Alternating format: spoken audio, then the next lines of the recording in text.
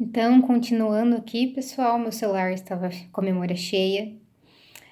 Falando então aí dos monossacarídeos ainda, agora das hexoses. Temos então a glicose, a frutose e a galactose, que são as principais fontes de energia para os organismos, para os seres vivos. Essas substâncias são isômeros, né? Tem a mesma fórmula molecular, então, mas não necessariamente a mesma disposição aí espacial. A glicose é formada na fotossíntese, a partir do gás carbônico e da água, e quebrada na fermentação e na respiração celular para fornecer energia para a atividade biológica. Sem energia, a gente não consegue não consegue dar continuidade aí, né? Começar nenhuma reação do metabolismo, ok? A glicose, então, está presente na forma livre no sangue, no mel, em algumas frutas, como a uva. A frutose aí, né, como o próprio nome já ajuda a gente a lembrar, está presente nas frutas, como a maçã, a laranja, a banana, o mel e o líquido seminal. E a galactose não é obtida na forma livre, sendo formada aí pela digestão da lactose do leite. Agora falando então dos oligosacarídeos, né? Óligo aí quer dizer poucos. Então esses são os açúcares formados pela união de 2 a 10 monossacarídeos. Nessa união, então, ocorre a perda de uma molécula de água, ou seja, é uma síntese por desidratação.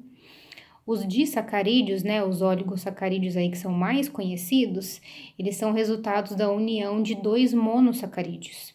São solúveis em água, são doces, mas não são permeáveis às membranas das células. Portanto, não são imediatamente aproveitados aí como fonte de energia. Para isso, é necessário quebrá-los por hidrólise, ou seja, por adição aí de moléculas de água, gerando aí 2 monossacarídeos nesse caso. Aí embaixo a gente tem aí o exemplo de 2 moléculas de glicose, né? Se unindo, saindo então uma molécula de glicose, né? Uma síntese por desidratação, para poder formar a maltose, que é um disacarídeo, um dos mais conhecidos, tá? Então, os principais disacarídeos são a maltose, a sacarose e a lactose. A maltose é formada, então, aí por 2 moléculas de glicose, né? Tá principalmente presente aí na cevada, no malte. A sacarose, né? Que é o açúcar da cana, comumente chamado aí como nosso açúcar do dia a dia, é a união da glicose e da frutose. A lactose, que é o açúcar do leite, é a união da glicose e da galactose. Então, aí a gente vê na figura ao lado, né, que para a gente quebrar aí um disacarídeo, é necessário a entrada de uma molécula de água, que é o que a gente chama de hidrólise. E aí, nesse caso, a gente também tem uma enzima. As enzimas, elas terminam com ase, e nesse caso, para quebrar a sacarose, a gente precisa da sacarase, né? E vai ser assim com todos os nomes. Para quebrar a maltose, precisa da maltase. Para quebrar a lactose, precisa da lactase, né? E assim por diante. Agora falando então dos polissacarídeos. Poli aí quer dizer vários açúcares. Esses são os açúcares complexos e constituem a maioria dos carboidratos consumidos pelos seres humanos. São conjuntos de muitas moléculas, geralmente moléculas de glicose.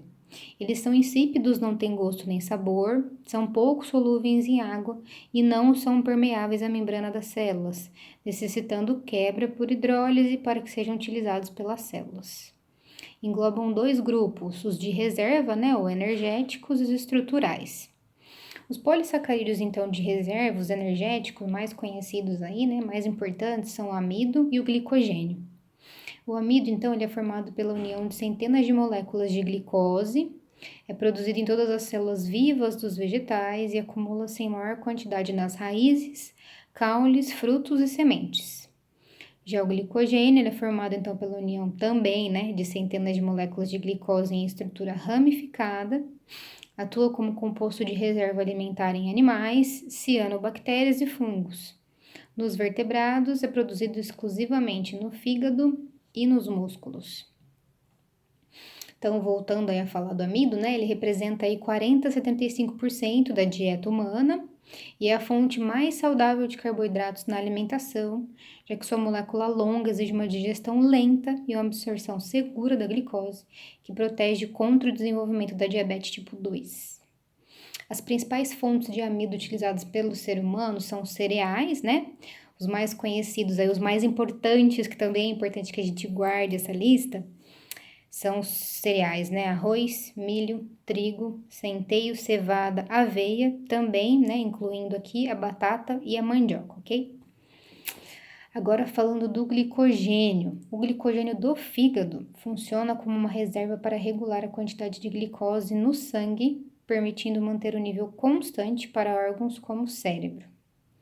O glicogênio muscular é uma reserva necessária que possibilita o aumento intenso e rápido do consumo de energia durante os exercícios físicos. Agora falando então dos polissacarídeos estruturais, que são a celulose e a quitina. A celulose é a molécula orgânica mais abundante aí na Terra. Ela é constituída por cadeias longas de moléculas de glicose, lineares, compactas e muito fortes. É o principal componente da parede celular, aí, da membrana esquelética, né, das células vegetais. Está explicado e também porque é a mais abundante na Terra, né? Também temos a quitina, que é um polissacarídeo nitrogenado, né?